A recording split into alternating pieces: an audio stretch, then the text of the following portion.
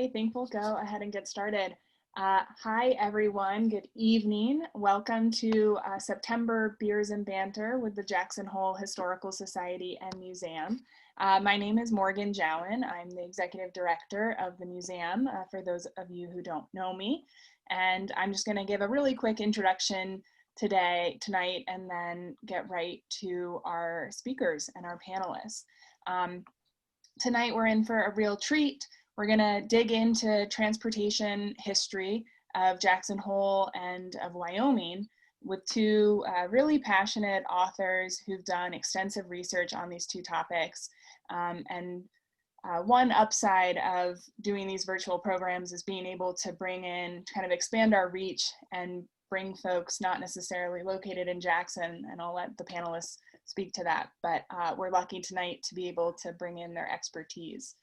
And before we get to Lori Van Pelt and Dan Buchan, our speakers, I was doing just a touch of research myself and wanted to share a quick overview about transportation in Jackson Hole, and John Doherty, who wrote a really comprehensive history book on Jackson Hole and our history, has a great chapter about transportation here.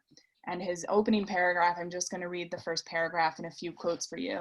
But the opening paragraph begins with, on this transportation chapter, geographic isolation more than any other factor binds the history of Jackson Hole. Getting supplies and mail over the divides preoccupied Valley residents as much as any other activity. Severe winters compounded their problems. Indeed, poor transportation links affected development in this valley well into the 20th century. So kind of an interesting overview, really highlighting how important transportation is to early 20th century history in Jackson Hole, and I have to imagine in the rest of the state as well. And some fun quotes from, this one is from the Jackson's Hole Courier from January 13th, 1918. The Courier reported, Mr. and Mrs. J.P. Nelson were down from Elk last Saturday.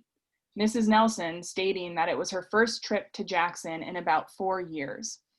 So Elk was a small town similar to Moran or Moose in the northern part of the valley. So pretty wild that these early homesteaders and early settlers of Jackson Hole were making trips maybe every 4 years. And then this final quote I want to share is from Struthers Burt, who wrote The Diary of a Dude Wrangler and co-founded the Barbie Dude Ranch here. And I think it's hard to talk about transportation in Jackson Hole without talking about Teton Pass. And we did include a short video about the history of Teton Pass in some of our advertising for this program tonight. So please check that out. It's on the Historical Society and Museum's YouTube channel. But this pretty much summarizes it. Strange how a dominating physical feature molds the character of a country. The pass, it is always spoken of as the pass, is never very far away from the thoughts of the inhabitants of the valley. So kind of a dramatic quote. But those are my little tidbits I wanted to share. Now we'll get to the meat of the program. A few quick housekeeping things. Both Dan and Lori are gonna give a short presentation, and then we'll open kind of the second half of this hour up to the audience for questions. And as we're going, please feel free to add your questions to the chat box in Zoom. And it's great if you can toggle to chat to all panelists and attendees, just so we can all follow along. That's kind of a nice way to do it. And I will be monitoring it as well as another staff member, and we'll be picking up on those and kind of throwing those to Lori and Dan as questions come in during that second part. And then finally, please consider making a donation to the Historical Society and Museum so we can keep putting on free programs for our community like the one tonight. Every little bit counts, and you can, it's very easy, go to jacksonholehistory.org to either become a member of the museum if you aren't already, or simply make a donation to support these programs. So thank you all. So with that, we will get to our panelists. And I always start off Beers and Banter, as many of you know, with the question, when and why did you first come to Wyoming, and why did you decide to stay? So we didn't talk about who's going to go first, but Lori, do you want to introduce yourself? You're on the top of my screen.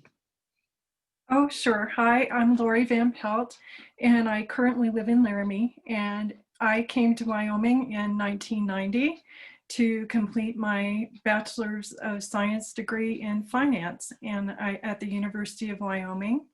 And I had grown up on a cattle ranch and wheat farm just about 16 miles from the Wyoming state line in western Nebraska. So I've always felt very physically close to Wyoming and always enjoyed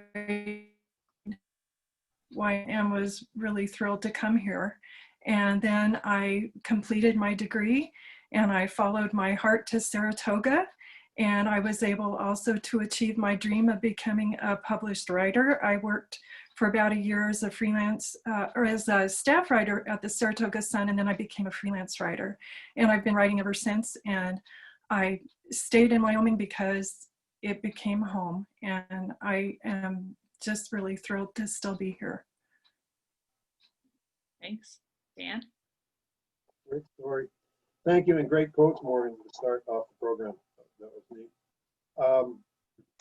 Dan Buchan, I came to Wyoming in the early 80s when I was working in Yellowstone National Park during my college summers. That was my first exposure to Wyoming. I pumped gas, changed oil, fixed tires for the Yellowstone Park Service Station company up there. But we, in addition to hiking in Yellowstone, we would hitchhike down to Jackson Hole to hike in the Tetons, head down to Jackson and get some Mountain High pizza pie, get a Coors beer, which you couldn't get back east. That was my first exposure to Wyoming. Came back out to Wyoming in 1994 after working in the Coca World in Boston for 10 years and have never left. So have been in Wyoming for about 26 years. The first 21 were up in Jackson. The last 5 have been down here in Cheyenne. And I've loved Wyoming in every part of it and in every part in between. There's an expansiveness and there's an openness that really feeds my spirit, really feeds my soul, that really makes me feel connected to the land, even in the big city of Cheyenne. And so that's why I've stayed in Wyoming. Great. Awesome. Thank you, guys. So Dan, if you want to take it away. Sure. Thank you. Thank you, Morgan. And yeah, Morgan is going to move through 24 different images that I've selected tonight to help us cover this topic of railroading. You know, when I tell folks, I published a book called The History of Railroading in Jackson Hole in 2015, and when I have told people that I did that, they'd look at me like I had two heads and say, "What history of railroading in Jackson Hole? What railroad?" But there's actually quite a bit of history. The book tells a lot. There's a tremendous detail in there. If I do say so myself, it's for sale at the museum bookstore at a very affordable price. But to really cover, and instead of just trying to cover the story from start from beginning to end tonight, I'm going to just try to cover 12 different interesting and important themes, both of the history and some contemporary things that we can see out there today that represent the history and some fun things to do with the railroad. Starting with this map, shows this. This map shows us the reason I asked to start with this map here. Looking at the bottom from Driggs to Victor, that 8+ miles, that made a big difference back in the day when they were building the railroad. As close as when they were building the railroad at that time, the railroad, the Oregon Short Line, got to Driggs in 1912 and said, "Okay, we're done. We're not going to go any farther," even though their charter was going to let them build all the way to Victor. Well, not only were the folks in Victor pretty upset, but the folks in Jackson were pretty upset. They actually passed the hat and raised a 25% contribution to help the Oregon Short Line buy the private land so that they could build the right-of-way all the way to Victor, which ended up helping, and the line ended up being built into Victor in 1913. So it was that important to the folks of Jackson Hole that they were actually willing to put up money so that they could build that extra 8+ miles. Next image, please.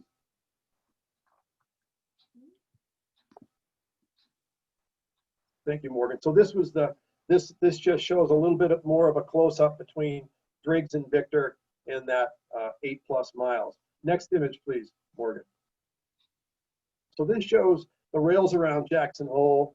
There were these different railroads that actually made a big difference, and ultimately not just for the activity in and around in Yellowstone itself, but Grand Teton National Park and Jackson Hole especially. And you can see the different railroads, the Northern Pacific in the north, the Chicago, Burlington, and Quincy coming into Cody, the Chicago and Northwestern coming into Lander, the UP, Union Pacific Railroad going through the southern part of the state, the Oregon Short Line, and with the green color coming up to Victor and West Yellowstone. And then the last entrant into the group that used to serve the area, the Milwaukee Road, it used to serve the Gallatin Gateway in the northwest part of the park.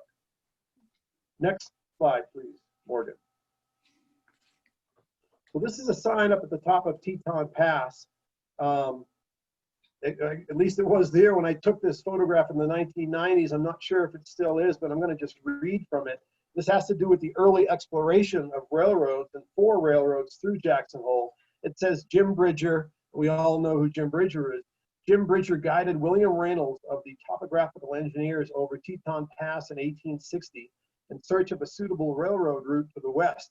Teton Pass was eliminated as a potential railroad route. Surprise, surprise for us, right? But in 1860, it just wasn't known to a lot of folks at all, anywhere, what it really looked like. And as part of that expedition, also ruled out was Togety Pass. Captain Reynolds and his team actually came up from South Pass along the eastern slope of the Winds and then came up over Togety Pass. In referring to Togety Pass in his report to Congress in 1867, he actually made the expedition in 1867, but there was this thing called the Civil War that kept him from writing his report until 1867. He said, "The summit of the ridge in Togety Pass is lofty throughout, and I do not believe it will ever be thought expedient to cross it by rail between the points named." So Togety Pass was ruled out as well, and no surprise to us. Next slide, please. Thank you. So this is an old map that shows ghost railroads, what I like to call ghost railroads. So even though no railroad was actually formally built through Jackson Hole, there were many planned. 2 of the most notable I've highlighted here in the color red and the color black. One was called the Snake River National Park and Pacific Railway Company. There was actually the thought that maybe the national park that ultimately became Grand Teton National Park might be called Snake River National Park. They tried to get a jump on it. This was before 1929 when Grand Teton National Park was created. And it would start in Idaho Falls over here to the left side where the reddish color starts on the left. And its design was to go out to the Gros Ventre and take advantage of a seam of coal that had recently been discovered that ran all the way up to Buffalo Valley. And then the other railroad was called the Idaho and Wyoming Railroad, and it was going to go up to the very southern entrance of Yellowstone and take advantage of the tourist traffic opportunities that were there. It was also chartered to build a spur up Pacific Creek and take advantage of some of the minerals that had been discovered there. Next slide, please, Morgan. So the next 3 slides talk about Jackson Hole's first and only railroad, the Jackson Lake Dam Railroad. So there was actually a railroad built up at Jackson Lake Dam to help build the second dam in the 1910s. This is a picture of the actual train. It was sort of equivalent to what might be called a lawn-sized railroad today. You had basically a small Ford gasoline engine. They called it Henry II after Henry Ford. And you just had a man sitting on a seat pulling these cars that were filled with slurry and gravel that were pulled from these gravel pits that were on the side of Signal Mountain that they used to actually build the dam. Next picture, please. Oh, Henry I, pardon me. Next picture, please, Morgan. So this is from a little bit higher up on the side of Signal Mountain. Clearly, as you can see, the dam is almost completely constructed. So this was probably near the end of construction. But you can see the different rail cars, kind of hopper cars that were designed to carry gravel. And then the next picture, please, Morgan. I probably should have had this next one beforehand. This shows sort of midstream of building the dam where the cars would go to the end of the line. They'd drop their slurry, their gravel, their rock, and help continue to build the dam. Next slide, please, Lori. Morgan, excuse me. So of the 3, I'd say I call the big 3 industries, there were 3 industries that the railroad had probably the biggest impact on in Jackson Hole and contributing to the economic development of Jackson Hole: cattle ranching, dude ranching, and tourism. We're going to cover those here. This first slide, we're going to cover a few slides on the cattle ranching. This is of a cattle drive from the west side of Teton Pass in the flats, heading over to Victor. You know, Jackson Hole cattle was some of the best around. It had a great reputation in far off markets, but you had to get it to those markets. The big cattle markets back in the middle part of the 20th century were Los Angeles in the west and Omaha in the east, or the Midwest, if you will, or east of Jackson. And you had to get it to the railhead. And as of 1913, the nearest railhead was Victor. Next slide, please, Morgan. So speaking of Victor, here's the Victor Depot here, the tracks next to the depot. And this, we're looking at a cattle train with quite a number of cattle cars. I want to quote Doris Platts here. Doris Platts wrote some wonderful books. She wrote in her book, The Pass, Historic Teton Pass in Wilson, Wyoming, that in 1932, 25 cowboys and cowgirls drove 1,800 head of choice Hereford cattle over the pass that filled up 67 cattle cars. So we're probably looking at 20 right now in this string of cattle cars. Filled up 67 cattle cars. She went on to write, old timers say this was the largest single shipment ever to leave Jackson Hole of cattle. 1932, 67 cattle cars, 1,800 head. And this picture was taken from the water tower that used to stand to the south of the depot. Next slide, please, Morgan. This is the cattle feeder special. So the last formally recorded cattle drive was in 1955. The Union Pacific Railroad, doing its best to compete with trucking, offered a cattle feeder special to Jackson Hole ranchers. At least 8 ranchers participated in it. Research that I got from the archives at the museum. And it filled 54 cattle cars. Part of the advertising for this that was done for this talk tonight showed another neat picture of the ranchers sitting in their own special lounge car, which was a neat thing for the Union Pacific Railroad to offer, because they didn't do that quite often. Typically, if you wanted to ride with your cattle, you sat in the caboose, and if you had a seat, sometimes you had to sit on the floor in the caboose. Skip Rightclock of Triangle Q Ranch and of Wilson actually has ridden in the caboose before, keeping an eye on his cattle. He'd be somebody that would be fun to talk to hear more about what his experience was. Next slide, please, Morgan. Jackson Hole's first big import, dude ranching. According to Amanda Rees, who was an author and professor at the University of Wyoming, she wrote this neat article in the 2005 issue of the Annals of Wyoming from the Wyoming State Historical Society. She says railroad companies saw dude ranching as an essential part of their business promotional campaign, including the Burlington and Quincy and the Union Pacific. They poured millions of dollars into promoting dude ranching vacations in the West. And one of their features was this annual dude ranch brochure that they would create. This was the one from 1937, courtesy of the museum collection. It shows all the different brands of all the different ranches that they served. I can see the Bar BC. I could probably recognize some others after a while if I took enough time, but I haven't. Next slide, please, Morgan. We're going to see the inside pages showing the Jackson Hole ranches. There would be a little narrative on the Jackson Hole ranches, then the names of some of the different ranches, and then a little narrative on each of the different ranches. Aspen Ranch, the Bar BC, and the Bear Paw here featured in this, along with a nice image. Next image, please, Morgan. It wasn't just the Union Pacific Railroad, but the Northern Pacific Railroad coming in through Gardner and Red Lodge and Cody would also promote the Jackson Hole ranches. As you can see, Wyoming, the name Wyoming is near the bottom with the Greater Yellowstone Country written below that. And actually a little bit below that is about 8 or 9 different ranches in Jackson Hole that they would promote that you could get through through the Northern Pacific Railroad. Next slide, please. Tourism is the other of the big 3 industries. Surely dude ranching is part of tourism, but just tourism in general for folks who wanted to visit. The Union Pacific spent a lot of money on tourism as well. They had a theme of bear ads that ran for decades. This is the one that they came out with right after Grand Teton National Park was created, showing Grand Teton National Park as their newest national park, showing the new bear shaking hands with the old bear. The old bear is from Yellowstone National Park is welcoming them here. And of course, the Union Pacific Rail line is shown in the background, sort of showing how you can get the Victor and you can get the West Yellowstone through the Union Pacific Railroad. Next, Morgan. Another promotional brochure. This one featured a letter, sort of a little letter in that box right there, written by Horace M. Albright, the second director of the National Park Service, who held the office from 1929 to 1933. It was sort of an appeal to those who were going to be touring Yellowstone National Park to make an extra side trip down to the Tetons. You can't see it from Yellowstone. You have to come down and check us out. Next slide, please.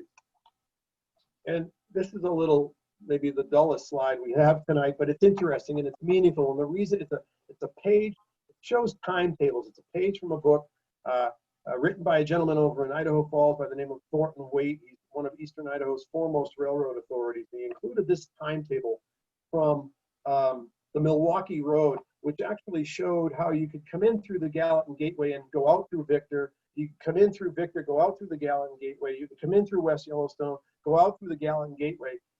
This is a good opportunity to emphasize how the railroads promoted their trips so that you as a passenger could just buy one ticket on one railroad and come in on any of the 6 different railroads at any of the different entrances and go out on any of the 6 different railroads on any of the other 5 different entrances.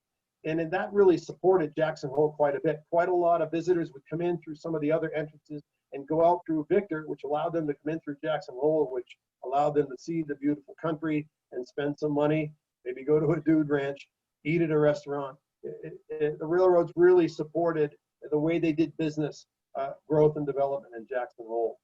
Next topic, next slide, please, Morgan. So what we're going to talk about now and we're going to finish with 4 slides that are 4 topics that sort of cover some of interesting aspects that are still with us today. This slide shows Sam, Idaho. Sam, Idaho is a ghost town that sits out in the Horseshoe Canyon on the very west side of Teton Valley. The Oregon Short Line built a spur out to Sam in the early part of the 20th century to take advantage of the coal that was there. Sam was actually a going concern of 250 mining families, miners and their families. They had their own post office. It was really something back in the day. The mine played out. Everybody left Sam in the 1930s. Today, it's nothing but a ghost town. Next slide, please. And there's not much there, but this shows this was sort of Sam proper, taken from a hillside looking to the south. It was quite an extensive and elaborate scheme of tracks and trestles and bridges here at this point, based upon some historic photos that I've seen. Next slide, please. Morgan, this shows a piece of air handling equipment that was in one of the mine shafts that still sits there today, built over 100 years ago at a company called Sturtevant in Boston, which still exists today back there. Next topic, and I'm going a little bit, I think I'm in my 15th minute, so please pardon me, I'll try to wrap this up. This is the Tyhack Memorial that's located at the base of Teton Togety Pass on the east side of Togety Pass. None of us ever stop there typically if you're in Jackson Hole because we're pleased to have just gotten over Togety Pass, right? We want to keep going, but there's this neat monument and a lot of neat interpretive plaques over there. If you ever get a chance, please stop.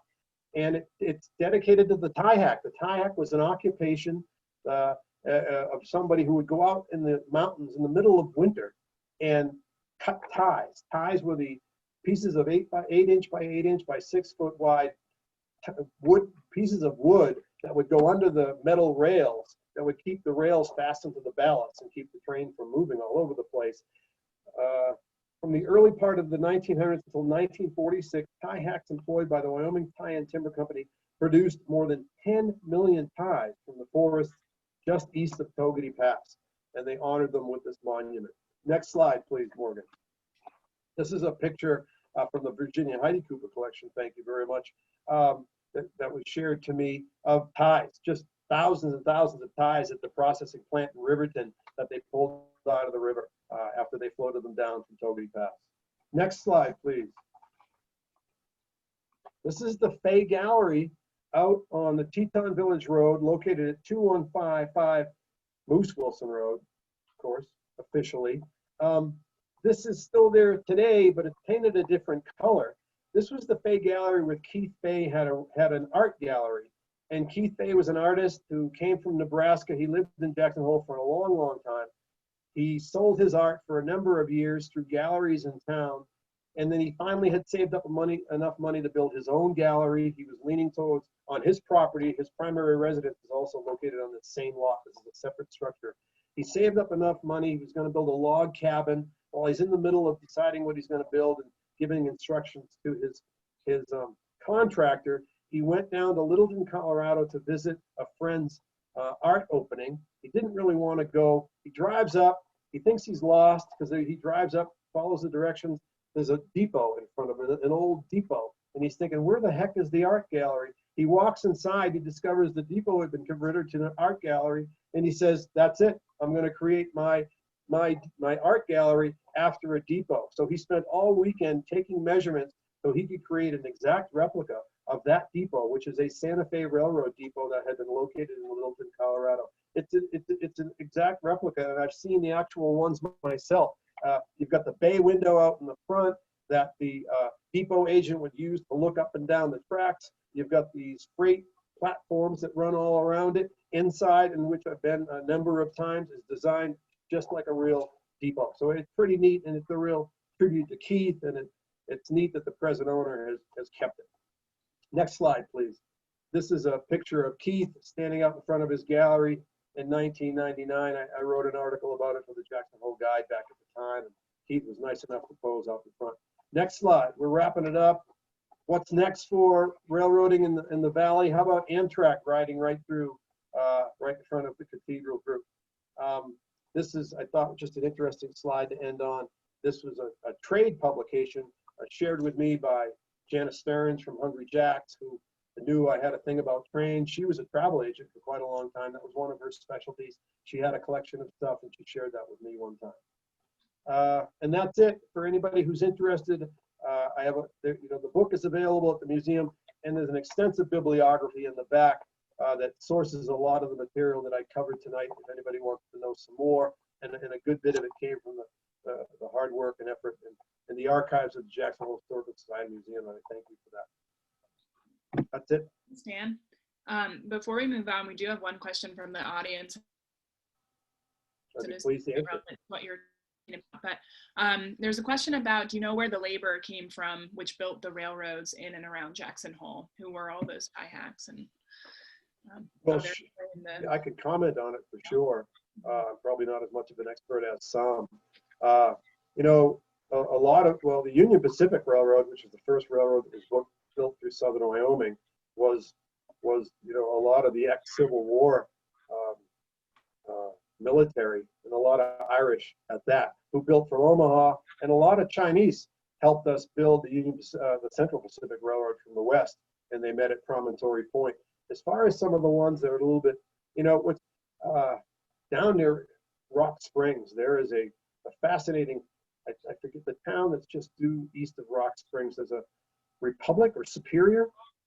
There's a historic plaque in that town that shows the a demographic review of all the different people who lived there, who helped work on the railroad. There's got to be 60 different nationalities of people who helped build the railroad back in those days.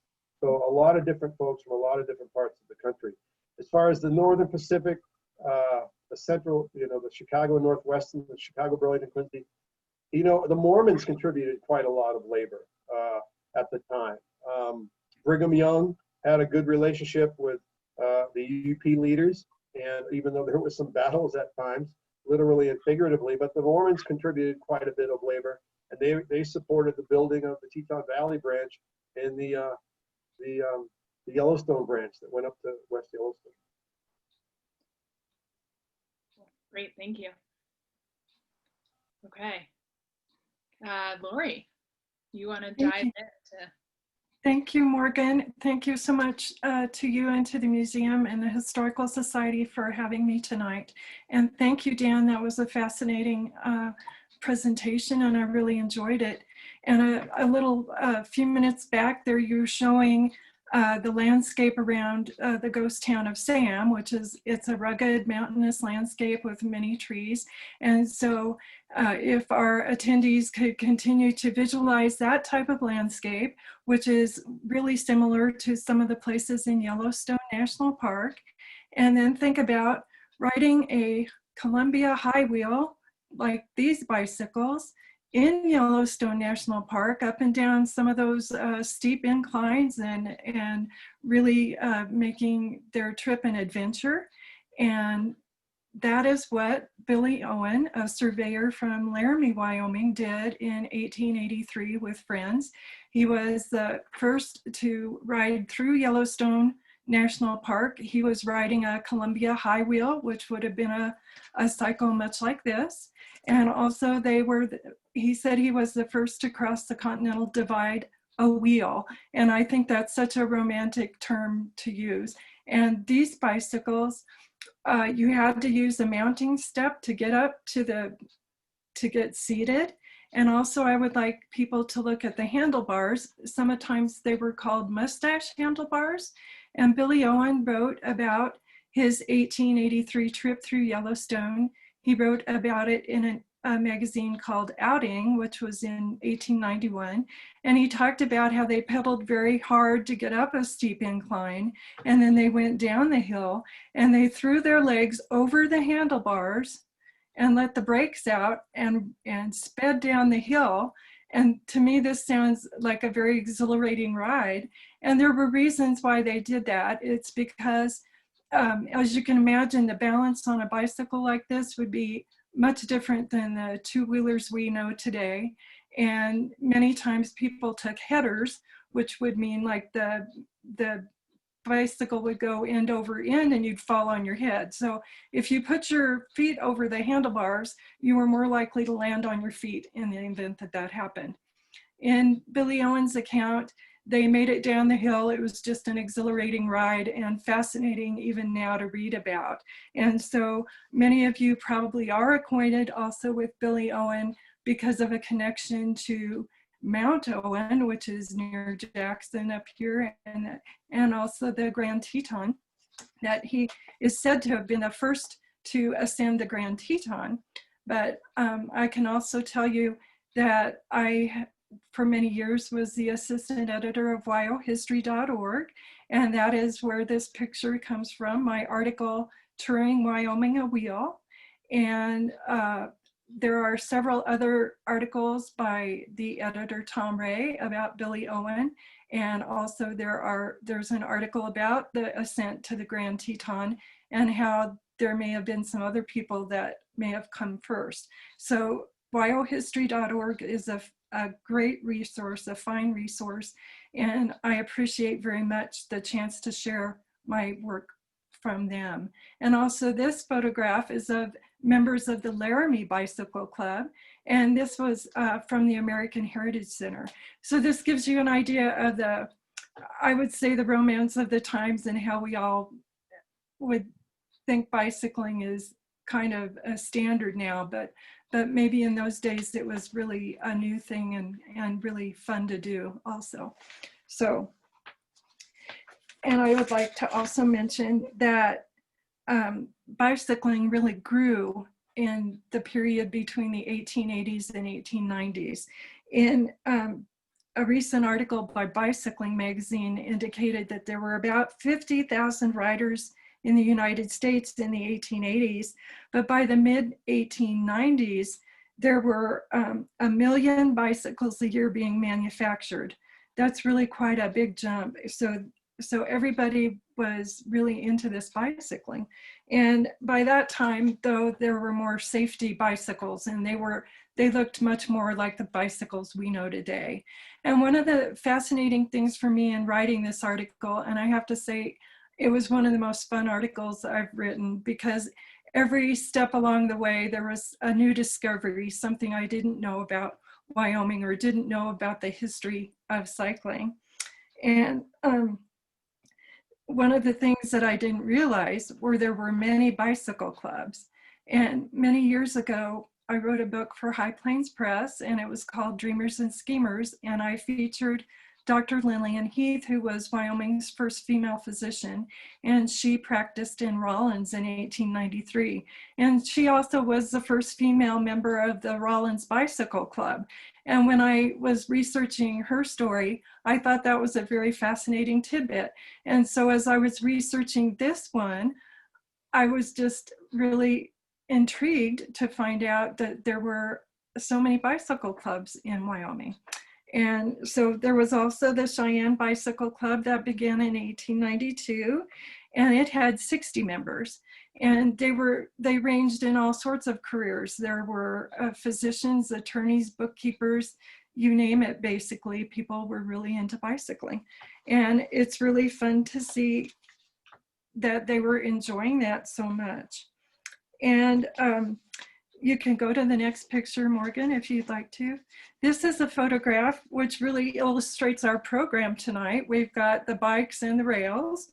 And this is members of the Laramie Bicycle Club at the Red Butte Station on the Union Pacific Line southeast of Laramie in the 1890s. And it shows mostly men, but some women, like Lillian Heath, did take part in bicycle clubs. And the Cheyenne Bicycle Club, there were races often, and that's another thing I found fascinating. And the Cheyenne Bicycle Club had an 1893 race in the 4th of July, and the prizes were so interesting to me. It was a 5-mile race, and for the first place, they gave a bicycle, and it was valued at $160. And the second prize was a $2,000 accident insurance policy. So that tells you that while it was really fun, it was still a risky venture there. And then also the last person to cross the finish line received a hay bale. So they gave lots of prizes. Another very fascinating race that I really didn't have much information about prior to writing the article was called the Great Transcontinental Relay Race. And it was sponsored by William Hearst, who owned the New York Journal and San Francisco Examiner. And also he published those newspapers, and a bicycle manufacturer named E.C. Stearns. And for this relay race, bicyclists carried a packet of papers from the West Coast to the East Coast. And they rode day and night, and they covered this 33,500 miles in 13 days and 29 minutes. And this was in August and early September of 1896.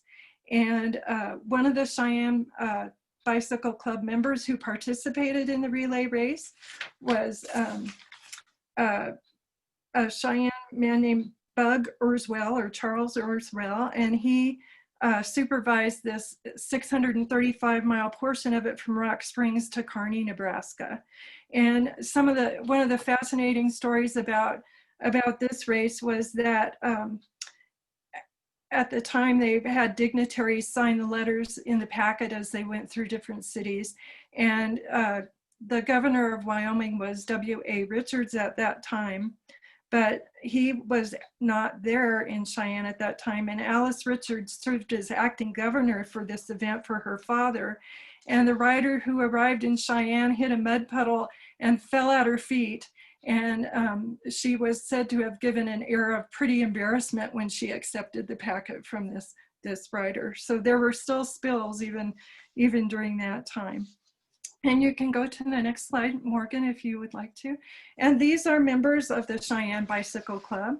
And you can see a number of women there. And what fascinates me too about this is I wonder how they managed to ride their bicycles in those lovely dresses. And that would just be a skill on its own.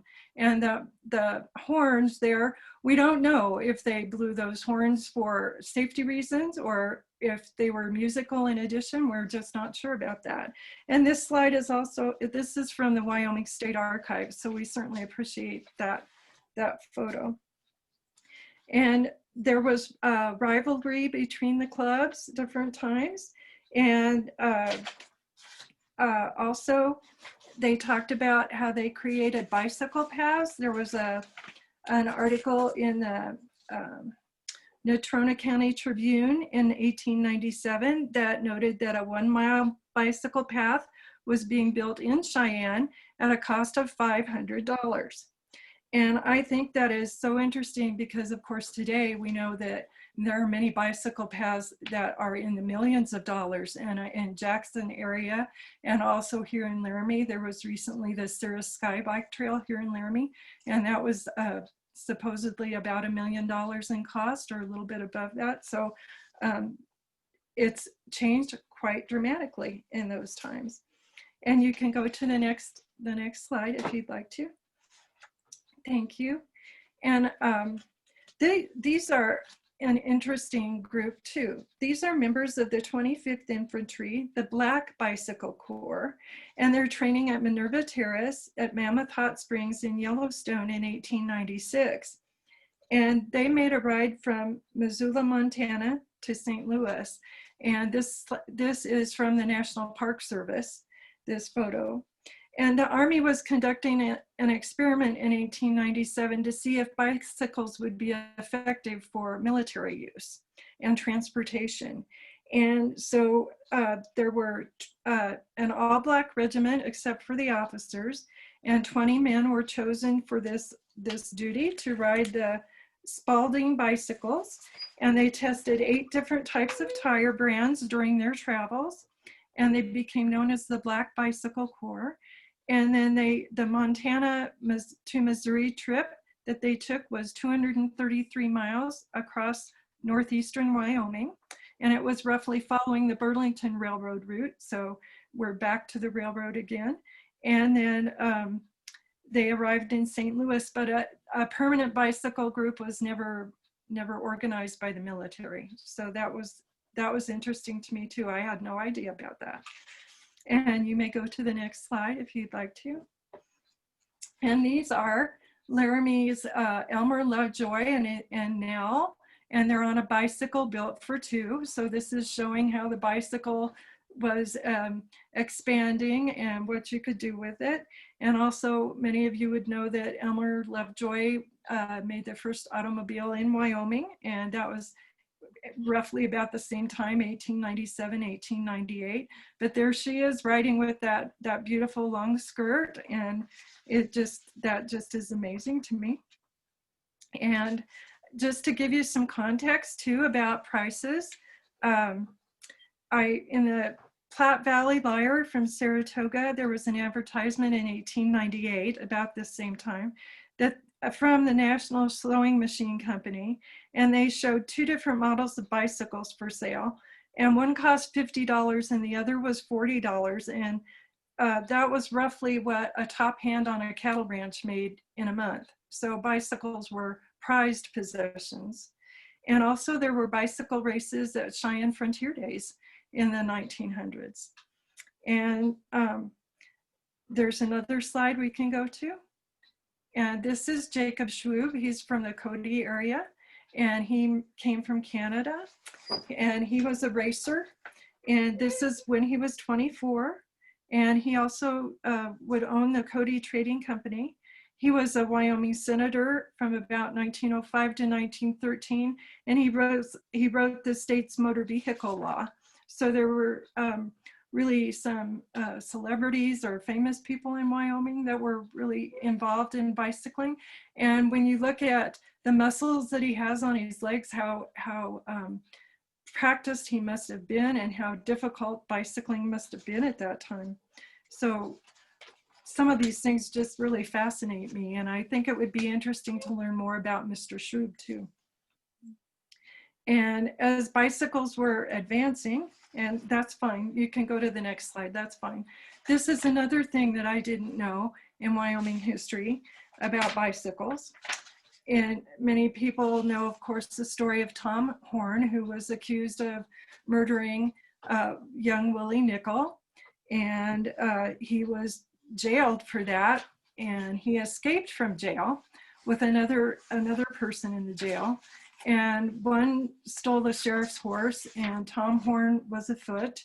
And word got out that Tom Horn had escaped from jail, and many residents came to the rescue, and some of them were riding bicycles. And I would never have connected the story of Tom Horn with bicycles, not in a million years, but this is a photograph from Cheyenne at that time. And then of course, Tom Horn later was convicted and was hanged for that killing of Willie Nickel in November of 1903.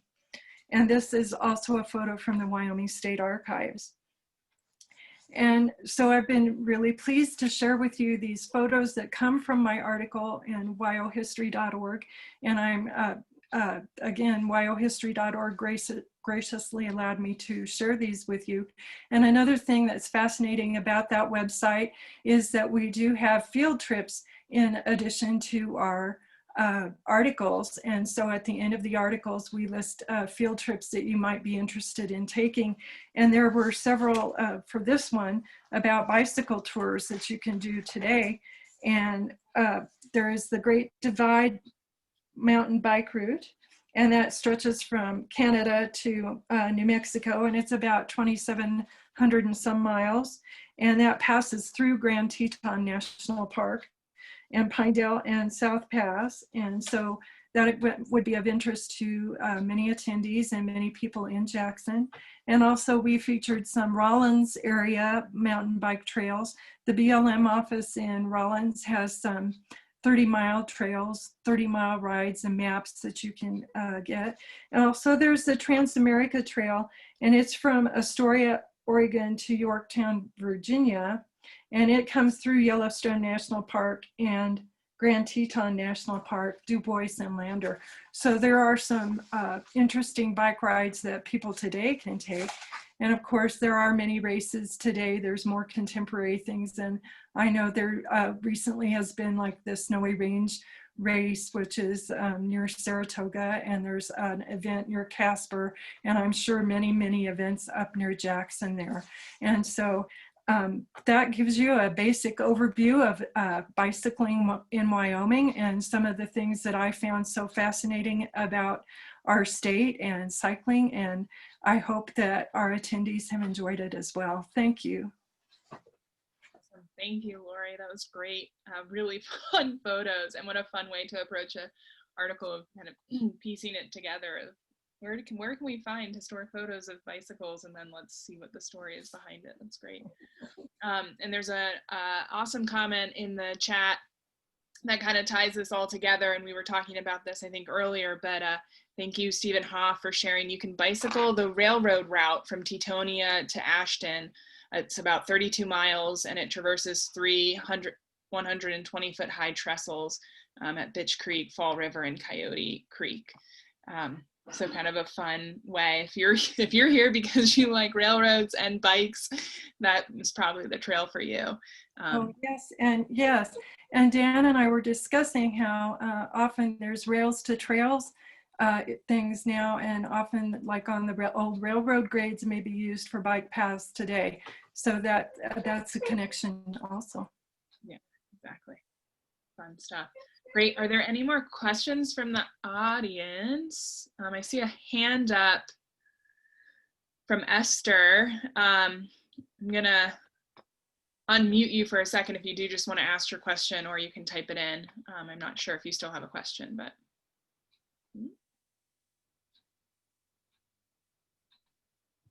Maybe not.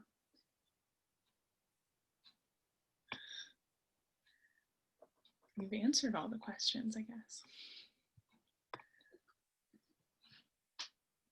Okay, great. I think we wanted to share some articles, but I think we will pass along some follow-up information to everyone who's attended tonight and logged in to this talk. And I think we'll pass along kind of a link to Lori's article and some other resources about this for all of you folks who have tuned in to get that follow-up information. But thank you so much, Lori. Thank you, Dan. Thank you, everyone who logged in tonight. This was a great program. Again, please check out jacksonholehistory.org for more info, more stories about Jackson Hole history, WYO history for the state history. There are some really great resources out there to explore. So great. Thank you, everyone, and have a good night. I'm going to stop. sharing now. Okay. Awesome. Thanks.